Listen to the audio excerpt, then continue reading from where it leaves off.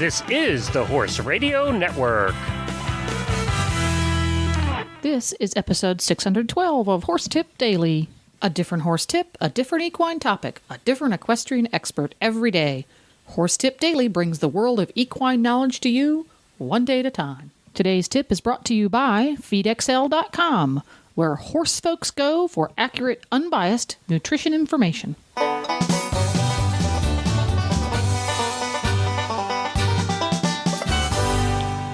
Hi, Coach Jen here, and thanks for tuning in to Horse Tip Daily. Today's tip is from Kim Walnes. Kim competed her legendary partner, the Grey Goose, in Europe and in the United States as a member of the United States equestrian team from 1980 to 1986. Her career highlights include winning team and individual bronze medals at the World 3-Day Event Championships in Lumellen, Germany, and winning the prestigious Rolex Kentucky 3-Day Event in 1982. These days, she travels throughout the United States as an instructor and coach. Today's tip is about positive intentions. But before we get to today's tip, a word about today's sponsor, feedxl.com. I just got my FeedXL newsletter the other day, and it was just brimming with information that I could put to use right away. For example, this little tidbit from FeedXL Top Tip number 35. Spring is just around the corner. As the grass begins to grow, you still need to concern yourself with your horse's nutrition, even if they're knee-deep in it. The mineral content in particular of fast-growing grasses and forages is often deficient in several key minerals required by horses on a daily basis. This is a good time to review your diets, which I did. Also, check out this super article written by Dr. Richards about spring pastures titled Spring and Autumn Pastures. Hit them up today. feedxl.com. Review your horse's diet and learn a whole bunch about nutrition. Now enjoy today's tip. Well, welcome back, Kim Walnes, my favorite international champion event rider and coach. What have you got for us today in the tips file? Thank you, Jennifer. I'm honored. Well, today I thought we might discuss actually speaking to your horse. And that might sound a little weird, but it has been my experience over way too many years for me to mention on the public radio station that horses really respond to the human voice and that they understand far more than we give them credit for. Mm-hmm. Interesting. Okay, continue. You got my interest piqued here. Okay. So it's very important, I think, that we look at our horse before we get on. We look at him, get his focus on us, and say, I'd like to tell you my intention for the day. This is what I'd like to work on. And be specific. Like, don't just say, I'd like to work on better half passes, or I'd like to work on a better down transition. Instead, say something like, if it was for the down transition, say, I'd like for you to, what we're going to work on today is me giving you a clear request to shift your weight back and bring your back up and shift your weight to your hindquarters when I ask you to, and stop softly, like a leaf falling to the ground, not just, or stop 5 paces after I've asked you, but stop when I ask, and this is how I would like for you to do it, depending on your discipline. Mm-hmm. You know, some disciplines want that abrupt halt, and some disciplines want the leaf falling gently to the ground. Mm-hmm.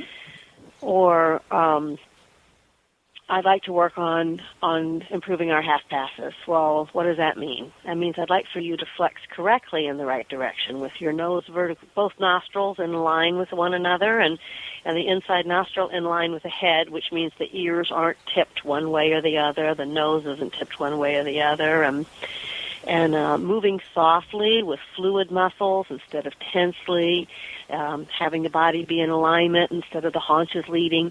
You know, be specific with the horse. This is what I want to work on. And while you're working with him, give him feedback on that, because they give us feedback all the time. We just don't realize it. We call it resistance, or the horse is having a bad mood.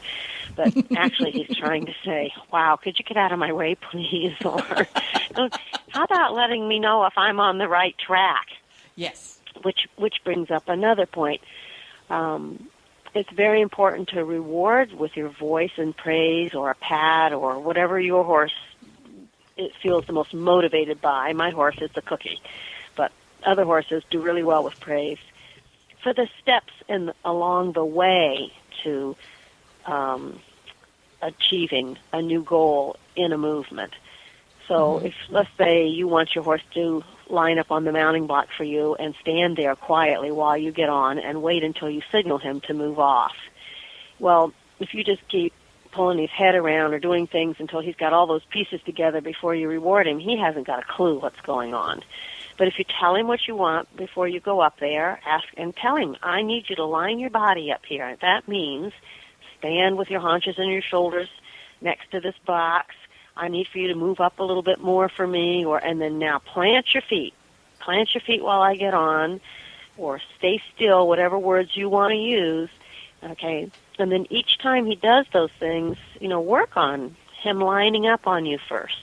There's some wonderful natural horsemanship things on the internet that teach you how to line your horse up on a mounting block or a fence post or anything. And it is a handy skill, let me tell you. Oh, my horse, as I call it, he picks me up. He picks me up anywhere. I can be out on the trail and find a rock on the side of a hill. And if I can get up there and climb on that rock, he will study the ground and figure out how to align his body on me, even if it's really hard. He will find a way. And then he'll actually lean the saddle over to me if he has to close the gap. I mean, what a good guy. And both sides, left and right, he'll do it from either side. That's a very valuable tool. But I taught him, and it only took me 2 days to teach him. I taught him by first teaching him to line up, and then I taught him to stand. And then each little thing, and as I've gotten older and my knees don't bend as well, I've had to adjust the way he lines up on the mounting block now. Mm-hmm. I prefer, go ahead. Do you think, and there was two things I noticed as we were going through that. I noticed that when you are discussing your intentions of your ride for the day with your horse, you framed them in a positive way. In other words, you didn't say to your horse, today I don't want you to crow hop when we pick up the left lead canter. But you did say, today we are going to work on our left lead canter and I want you to carry your haunches straight behind you instead of to the outside. Talk to me about the difference between bringing your intentions to your horse in a conversation using a positive look versus a negative one. That's a very important point. I'm really glad you brought that up. When you speak to folks like animal communicators or even educators of young children, they will all tell you that young children and animals do not understand the word not. They only get positive. And the reason that's touted for this is that 99% of us, or most of us anyway, we form images in our mind of that which we're speaking. And when we say, don't crow hop, what we're picturing is the horse crow hopping with like a flash through it. Don't do this. But since animals and children can only understand positive things, they have to be taught about negative. That's just not in their vocabulary. It's not in their mindset, the negative thing. Only the positives are in there. Then they're like, oh, you want me to crow hop more? How come I get punished for that? Wait a minute. That doesn't make sense to me. Now I'm not trusting you. Yeah, you've just set yourself up for failure right there. Exactly. And this takes practice. It takes practice to frame things in a positive way. So because I'm saying it right now, we don't realize how often we use the word don't. Mm-hmm. Our language is full of negatives, and so it takes practice. And sometimes I have to stop myself and say, okay, how could I frame that differently? How can I put that in a positive sense? And that's when I said, I had to find ways. And we want to say, excuse me, stop moving your feet. And that doesn't make sense to the horse. So instead I came up with plant your feet. Just They must be still. Yes. So that's very interesting to put it that way, because I would have, I would have to really stop and think, okay, how can I tell my horse's feet to be still? In other words, how can I say or bring to my horse's attention that I want him to be still without saying, don't move? So that really does help us as riders and equestrians to rethink how we're communicating, because when you're riding, your physical aids also need to follow that same pattern. You cannot say to your horse physically, with your aids, don't crow hop. There's no aid for not crow hop. Correct. There is an aid for canter left, an aid for canter right, an incorrect aid for canter left, which is going to maybe make the horse crow hop. There are many of those. But if we try to rethink both our mental and verbal conversation pre-ride, but we also rethink our physical aids while we ride, I think that's going to really vastly improve how clearly we're communicating with our horses. I agree. Wow, that is the best 10-minute tip ever. I just had a light bulb moment, Kim. I'm so glad to hear that. That is awesome. So we're going to take our conversation before we ride, and we're going to bring it to the table, and we're going to talk to our horse about it clearly, succinctly, and in a positive frame of mind. We're not going to not do things. We are going to accomplish things positively, and then we're going to carry that into the saddle so that our physical aids and our mental outlook have that same positive. We are going to ask for canter left, and as we do that, we are going to support the outside shoulder. The word crow hop doesn't need to come into the conversation because that's what we don't want to happen. That's right. And if what I have found is if you're breaking it down like this and thinking in positive terms, and you're really doing what Mark Rashid calls rewarding the try, when the horse even thinks about doing something differently. So let's take your left leg canter aid. If the horse normally, when you ask him to canter, crow hops, then you have to kind of look at, well, first, of course, you'd look at your tack and make sure it's not hurting him, is your saddle or your pads or that kind of thing. And then you have to say, well, let me think about myself. Am I leaning too far forward? Am I leaning to the inside? What could I be? Is there any way in which I could be causing this issue? And if you can't find that, then you think, okay, how could I set it up differently? This is how I normally do it. Let's see. Normally, I kind of lean forward a little to the left, and I cue him with my inside or outside leg, depending on your discipline. Have you been watching me ride lately, Kim? Huh? Really? We tend to throw our horses onto the lead, especially if they're young. But what I found, so if you're going to break the mold, because, if you keep doing what you've always done, then you're going to get the same result. Yeah. So I got to do something different. So, let me think about how a horse canters. That first step is on the outside hind. Well, what if I put my weight on my outside seat bone and I weighted his outside hind? What if I got him to put his weight to the outside? Now, if I get my horse on his right hind leg, that's going to free up his left shoulder. There's a thought. And if I've been turning his head to the outside to try to throw him on that lead, well, maybe I could do something different. But the first thing you would do is say, let me just see if I can get his weight over to the right side. And if you bring your center, not your shoulders, because that's leaning and that's going to dig your seat bone down in, but if you bring your center over to the outside a little bit and maybe open the outside rein a little to get him to put a little more weight on his outside legs, and the horse shifts over, then you would really reward that. Good boy. Now the horse is already saying, wow, she's happy with what I did there. And you ask again, and the horse moves his weight over, and you praise him again. Good boy, that's exactly what I want you to do. We're going to try this differently. Now let's see. Okay, so that's working. Let me try this. Depart again. Oh, nope, he's still trying to crow hop. Okay, so I got to fix something else. All right, so let me see. I'm gonna turn his nose to the inside just slightly instead of to the outside. And the horse goes, Jesus, this what you want? And you got to say, yeah, good thought you had there. Oh man, that was a great try. Thank you.